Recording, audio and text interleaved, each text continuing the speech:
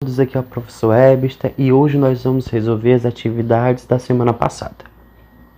Primeira questão, vai dizer assim: explique as relações existentes entre relevo, clima e vegetação.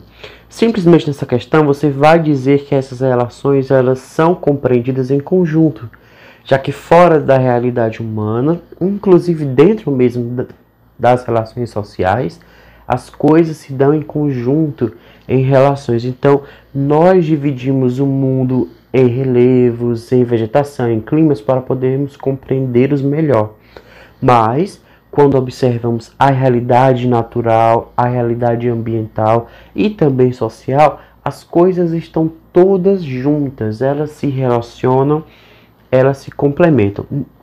Nesse sentido, nós podemos dizer que o ambiente é o conjunto das relações entre seres vivos, relevo, clima, vegetação e outros fatores climáticos. Portanto, eles estão associados e devem ser entendidos como uma relação de influência e influenciador. Ou seja, alguns aspectos vão ser mais influenciados e em outros vai mais influenciar. Resumidamente, nós podemos dizer que clima, relevo e vegetação vão apresentar relações mútuas de influência e influenciador e assim devem ser estudados em conjunto, não separados. Ou seja, tanto o relevo quanto o clima e a vegetação devem ser entendidas dessa forma, em conjunto. Como exemplo, nós temos a montanha, que ela vai influenciar as temperaturas, que geralmente em região com altitude elevada vão ser menores, e a altitude vai influenciar também o tipo de vegetação, já que a quantidade de oxigênio disponível vai ser mais variada, e todas essas questões vão influenciar a ocupação humana. O que isso quer dizer? Em regiões de montanhas, de elevadas montanhas com altitude muito elevada, são regiões que geralmente tendem a ser mais frias, de difícil acesso, solo mais pobre, vegetação menor e são mais difíceis para a ação humana, são mais difíceis para a ocupação humana. Como exemplo, nós temos aqui os tipos de clima da Ásia. Se você for observar, cada uma dessas cores representa um tipo de clima específico, que se relaciona muito com os tipos de vegetação e também com o relevo. Se formos observar essas três imagens juntas e focarmos em um lugar, como a cordilheira dos Himalaias, nós podemos observar justamente isso, que o clima, a vegetação e o relevo se relacionam. Justamente nessa área marcada em relevo é parte da cordilheira dos Himalaias. Então você vai ver que esses três componentes ambientais se relacionam, um influencia o outro. Segunda questão, dê exemplos de influências dos fatores climáticos para a humanidade. Quais são os fatores climáticos? É o relevo, é o albedo, a maritimidade, a continentalidade, dentre outros. Simplesmente vai influenciar o tipo de ocupação, o uso do solo, que nós vamos ver só na semana que vem. Simplesmente também vai influenciar os tipos de cultivo que são mais específicos de cada região, que estão relacionados com as potencialidades do solo, com a quantidade de precipitações, com também a altitude, e tudo isso vai influenciar se a região é mais fácil ou mais difícil de ser ocupada pelos seres humanos.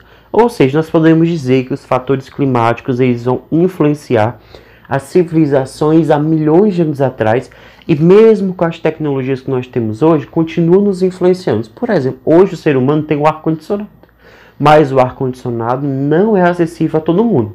Mas o ar-condicionado só existe e só tem sua função garantida em regiões de temperaturas elevadas, ou seja, é o próprio ambiente que vai influenciar a criação dessa tecnologia e a sua aquisição. Ou seja, os tipos de cultivo, a facilidade ou limitação à ocupação de determinados territórios e também a disponibilidade de recursos naturais são algumas das consequências oriundas dessas influências.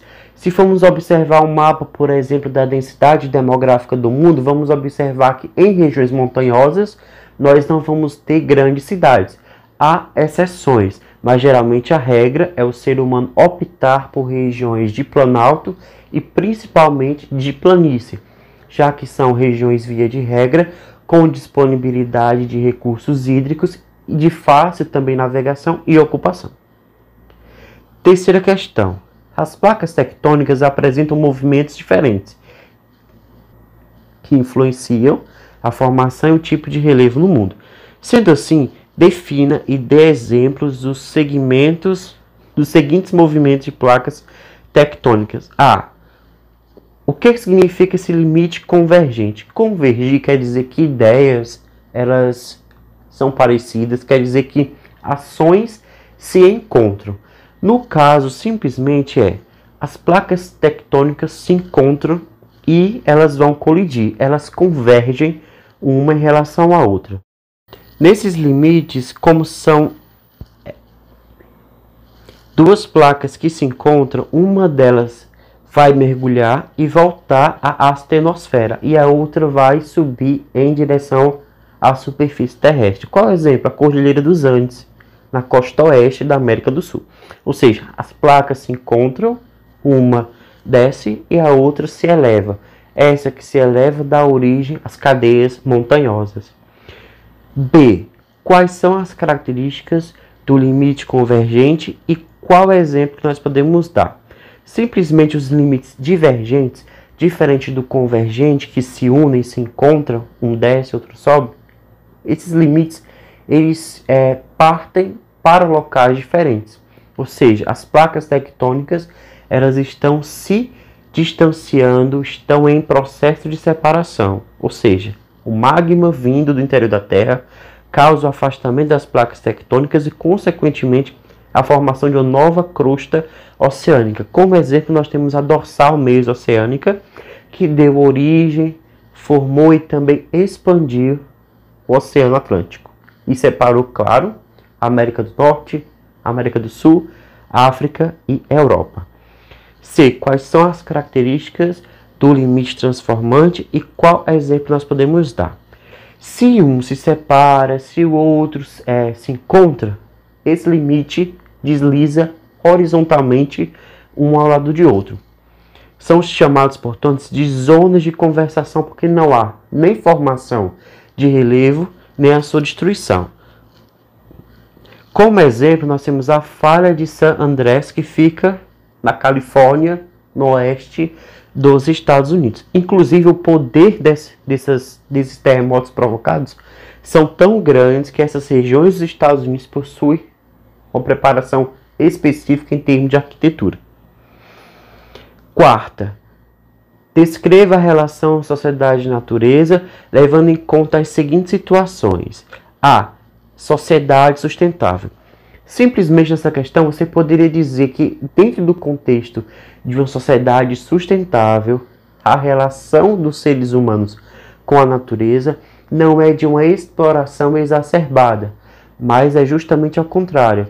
Usa-se dos recursos naturais de forma racional, com sensibilidade social, ambiental, cultural e econômica, em que todo mundo, em teoria, teria acesso às mesmas coisas em quantidades dignas e em quantidades básicas e necessárias para a sobrevivência e manutenção da vida. Dentro desse contexto, nós não utilizaríamos dos recursos naturais além da sua capacidade de reposição. Assim, nós podemos dizer que em uma sociedade sustentável, ela é caracterizada pelo uso sustentável, que é menos destrutivo dos recursos naturais, para suprir as necessidades nossas da geração presente e também das gerações que virão, que são as gerações futuras. Isso quer dizer que a exploração dos recursos naturais não é exacerbada, ou seja, não é acima do limite de reposição natural. O impacto das ações humanas tende a ser menor do que na sociedade que nós temos hoje, que é a sociedade do consumo. Exemplo disso é o minimalismo, que é o modo de vida em que você só vai utilizar de recursos que você realmente precise, coisas realmente necessárias, nada supérfluo. Já na sociedade de consumo, que é o item B, justamente a sociedade que nós temos hoje, sociedade do consumo dirigido, da informação e da propaganda que eles vão influenciar-nos a comprar determinados objetos, a termos um modo de vida muito mais consumista e, portanto, uma sociedade do descarte. Sendo assim, essa sociedade nossa, que é a sociedade atual, se caracteriza pelo descarte e substituição acelerada dos objetos e também é marcada pelo uso exacerbado, ou seja, acima dos limites naturais de reposição dos recursos naturais para suprir uma demanda crescente e que só pensa no hoje, só pensa no agora.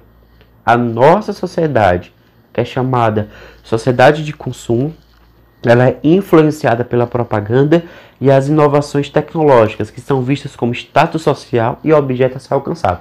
Ou seja, muitas pessoas compram determinados objetos em lançamento porque são mais tecnológicos do que os objetos um pouco mais antigos e elas querem com isso mostrar o status social. Por exemplo, lançamento de smartphones novos que tem algumas funcionalidades que smartphones antigos da mesma marca. Muitas vezes esses lançamentos são simultâneos, ou seja, uma marca lança um celular mais simples, o outro mais intermediário e o outro mais avançado. Cada um deles com características específicas e muitas vezes com características muito similares, mas com preços muito diferentes, porque eles vão representar um status social. Então hoje o consumo, ele é tanto status social, como ele também causa essa destruição também do meio ambiente, já que nós utilizamos de muito mais recursos do que deveríamos. Quinta questão diz o seguinte: o Mar de Aral, localizado no continente asiático, banhava, e em partes ainda banha, o Cazaquistão e o Uzbequistão, que são dois países asiáticos. E continua. Durante o período soviético, houve a introdução da irrigação nessa região, que utilizava suas águas. Com o passar dos anos e devido às mudanças climáticas globais, os efeitos foram implacáveis e seus impactos socioambientais sentidos pelas comunidades próximas. Então nós vamos observar essas imagens de satélite de 2000, 2002, 2004, 2006, 2008, 2010, 2012, 2014, 2015, 2016, 2017, 2018. Se formos observar atentamente, nós vemos a diminuição territorial do Mar de Aral e isso está relacionado com algumas ações humanas. Item A. Explica as sequências de imagens do Mar de Aral de 2000 a 2018. Nós podemos dizer, portanto, que houve essa diminuição territorial. B. Quais possíveis fatores, além da irrigação e também da elevada temperatura mundial, influenciaram esse fenômeno de diminuição territorial do Mar de Aral? Simplesmente nós podemos observar alguns fatos que ocorreram. São quais? O uso exacerbado acima do limite de reposição natural dos recursos hídricos, ou seja, usa-se muita água do Mar de Aral sem que chegue mais águas que eram para vir de outros rios. Outra coisa que é muito importante, a construção de barragens em rios que desembocam no Mar de Aral, ou seja, esses rios traziam água de outras regiões do continente para o Mar de Aral. Mas como eles foram barrados para construir açudes, barragens hidroelétricas e outras ações, houve a diminuição da chegada dessa água no Mar de Aral. Se as temperaturas são muito altas, quer dizer que a água vai evaporar. Se o Mar de Aral não recebe água, a água que existia vai ser evaporada e não vai ser substituída por outra que chegará. Por quê? Porque a água dos rios foi desviada. Outra coisa, além disso, muitos rios foram desviados para áreas de irrigação em regiões desérticas. Resumidamente, nós podemos dizer que durante a União Soviética, muitas ações destrutivas foram realizadas para utilizar as águas do Mar de Aral de forma econômica. Ou seja, o uso para fins econômicos, uso para fins de produtividade, como de produção de alimentos, de energia, etc. Ou seja, foram feitos desvios, foi utilizada água para irrigação, para barragem, e tudo isso fez com que a quantidade de água recebida pelo Mar de Aral fosse muito menor do que a quantidade de água retirada, tanto de forma natural como também pelas ações humanas. Muito obrigado, gente. Se você tiver alguma pergunta, alguma sugestão, coloque nos comentários.